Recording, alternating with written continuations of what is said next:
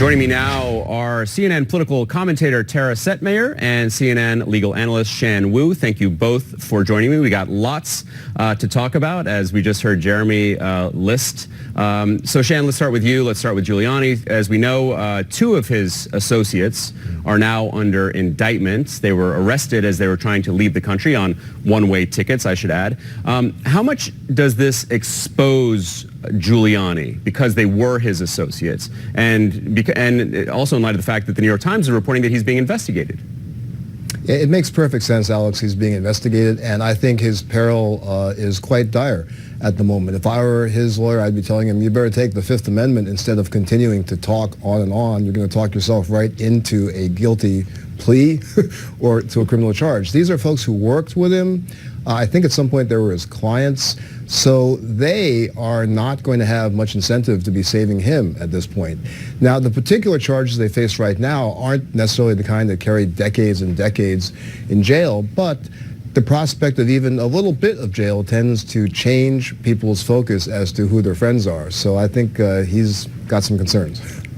And just following on that, Shan, how much does this implicate the president? I mean, if we just draw a simple line, can we draw a simple line from these two men to Giuliani to the president, or is it not that simple?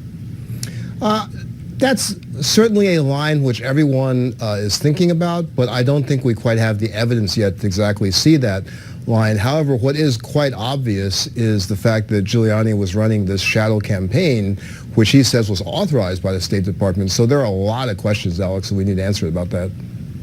Tara, turning to you and this notion that maybe we might start seeing some cracks in the dam, if you will. If people start speaking out, and we saw the former ambassador to Ukraine, Marie Yanovich, do this yesterday. If, say, these two of Giuliani's associates, if they were to start speaking more openly to strike some sort of plea deal, do you get the sense that more people will have a willingness to come forward and really detail what they knew about the president's dealings with Ukraine?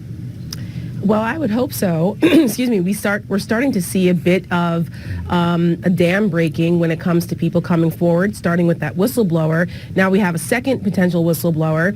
You had the ambassador yesterday decide to testify, even though she was instructed by the State Department not to. We have Ambassador Bill Taylor next week. You have Ambassador Sondland. So more, I think, people that are in positions that have had front row seats to this kind of misconduct. I think it's going to be more and more difficult for them to stay silent. Even the acting DHS secretary resigned because he couldn't take it anymore either. He's been disenchanted for quite some time, and he'd been alienated because of just the absolute disarray going on over at the Department of Homeland Security, because this president can't decide, what he wants to do and with whom, and whether he can do it within the confines of the law. So now we have the top 3 positions in DHS are vacant. I think back to Secretary Mattis and what happened with Syria and what's going on with the Kurds, and this absolute immoral decision by the president to abandon our Kurdish allies, and how Secretary Mattis resigned on principle. Right. I would like to see more people like him come out and say what this president continues to do is not governing, it's not in the best interest of the United States, and enough is enough, and this is what I know. Shanna, I want to get into the sort of the technicalities of these people appearing before Congress. We saw Marie Yovanovitch requested to testify. Her bosses at the State Department told her that she wasn't allowed to do that, but the Democrats seemed ready for that move. They issued a subpoena. So what recourse do Democrats have to get these people to testify in front of them if the White House, as we have seen, is willing to defy subpoenas?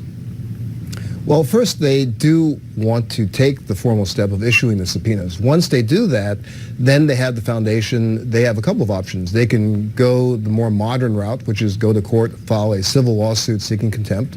They could go old school, which is to do self-help, enforce it with their own sergeant of arms. Hasn't been done in a while. And then lastly, of course, as we know, they can simply wrap up the White House's efforts as evidence of obstruction of Congress, which was Article 3 of the Nixon impeachment, and I think it was done with Clinton as well. So they have a couple of 3 different options there to use.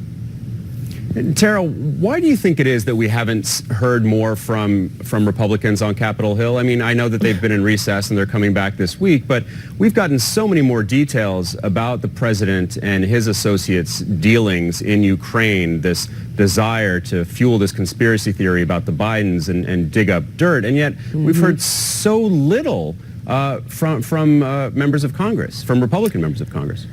Well, it's a constant profiles and cowardice because they just don't want to be on the receiving end of the president and his Twitter feed. We saw how he attacked Mitt Romney. He's cursing at people, cursing during these rallies. He's becoming more and more unhinged. He's putting forth these conspiracy theories, doing things that are a breach of the oath of office. And these Republicans just don't want to answer the questions. CNN has done a great job in following some of these Republican senators at town halls. Joni Ernst being one example. Where people have asked her directly, are you okay with the president soliciting foreign help for his own campaign? And they just can't answer it because deep down inside they know that this is wrong. All of them do.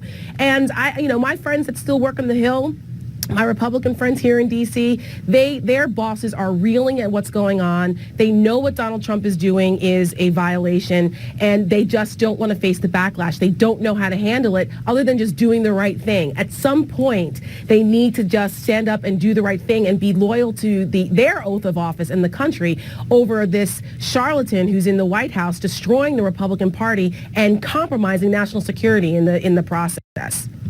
And, we are about to enter a very heated election year, so it remains very much to be seen whether they actually do that.